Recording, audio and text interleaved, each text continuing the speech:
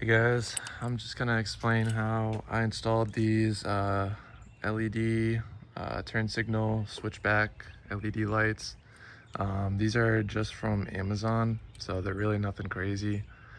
Same goes for pretty much most of the other brands. As long as they have the switchback that return back to the running light like that. If it's just the turn signal, it's a lot simpler. It actually only just wires into this LED turn signal right here.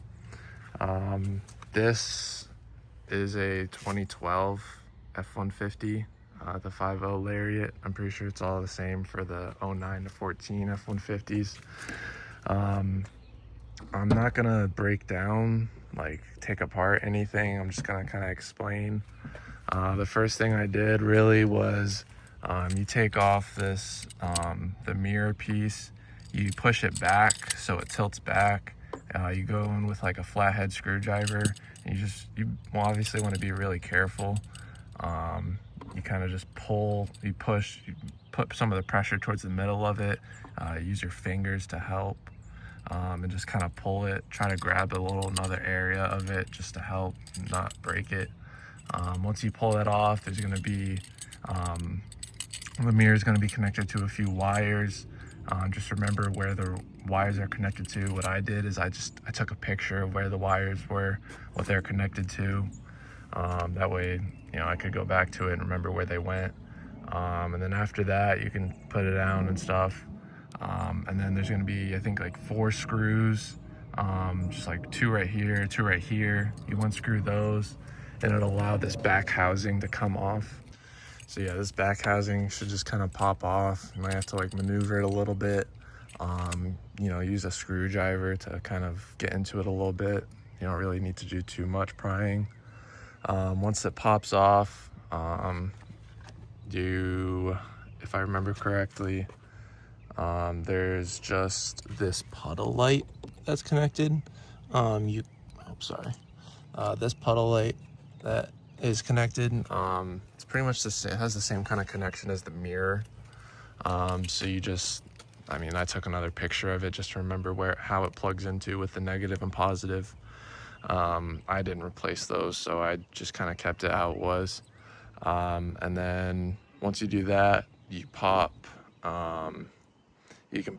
take a screwdriver from the inside of the housing, and honestly, I just broke the tabs because it was pretty stuck in there. So I just broke the tab and pushed it out.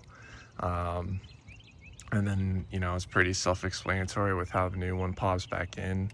Just make sure you feed the wire into the housing first before popping it in. Kind of common sense, but some people might forget to do that. And then once you do that, I actually took this whole piece off, which you have to, in order to access that, you have to take off the door panel kind of. So with mine, there's a screw here, you pop that off. For some reason, I didn't have to unscrew this, but there is a screw here, at least on the passenger side for me. My truck's old. I don't know if the previous owner did something or something, but screw here too. And then there's 2 screws on the bottom here. And then you should be able to kind of lift it up, and then it'll kind of pop off a little bit, and then just kind of rest it. Some people say to take the wiring off and take the door panel fully off, but you can just let it hang from the wires. It's not that heavy. It's not going to damage anything. And then you'll be able to access right here. There's going to be 3 screws that holds the mounting for the mirror. You just unscrew those, and then you take off the clip of the wiring harness, and that'll allow you to take off the full mirror. And then what you want to do is there's going to be 2 wires. There's going to be a red and black wire for the turn signal.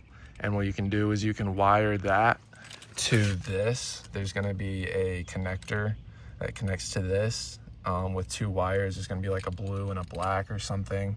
And obviously, like, the blue's got to be power, the black's going to be ground. So you can quick splice that into there. However, you normally do it. I just use, quick splice connectors. And then there's going to be a third wire that is the power wire for the running light. So with how mine came, it came with like a weird connector. I just cut that off. I cut off all the connectors on it because I was just going to splice it anyway.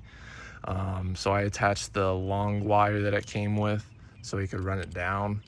I quick spliced that, and then I ran it through where the harness came out and connects here, and then I ran the wire down through the door. You'll have access because the door panel's off. I let it come out right here, and then I fed it back through the hole that's like right there. And then I grabbed it. I pulled this boot off. And then what I did, because you're gonna have to pull it through the firewall, silicone housing, whatever. I grabbed a thick wire, like a really thick wire, and I taped it to the end of the power wire so I could, better feed it through. So once I did that, I fed it through the boot. Like you can see here, it's fed through the boot right here. So I fed it through, and then I got it to come out here. I just fit it under the whole carpet, and then I took this panel off, and you can see there's access to get through the center console to the other side. And then from the other side, I pretty much just did the same thing. Comes out here, I go under the carpet all the way around, and then I come to this fuse box. So it just comes out right here. I used some quick splice connectors, and I connected it to, there's a couple connectors here. This is like the lower 10 pin, but there's actually not a full 10 pin wires here. This upper 10 pin connector is what you want to tap into. You want to tap into the 6th pin, which is the parking lamp. So how it usually goes with the connectors, it goes like top down from right to left. So the top right is going to be the first one. One on the bottom of that is going to be 2, down 3, down 4, down 5. And then the one at the top left is going to be 6. For me, it was a yellow and I think green or blue striped wire. So I just quick spliced into that, used a little tap in, and I connected that. Before I did that though, I connected the driver side power wire to the passenger side connector wire, and then just connected the passenger side wire to the fuse, to the connector, just to make it easier, and that way you're not tapping into the same wire twice, at least for the actual OEM wire that goes from the truck. But yeah, that's pretty much it. Put everything back together.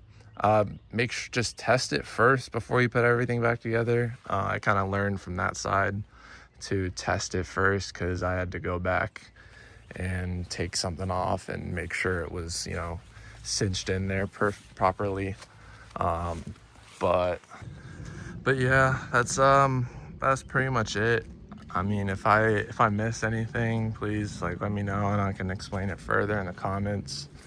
I'm making this video because I know there's a lot of I tried to look myself, and there was not many good videos on how to install these switchback lights. So I hope this helps. And yeah, like I said, if you guys got any questions, just let me know.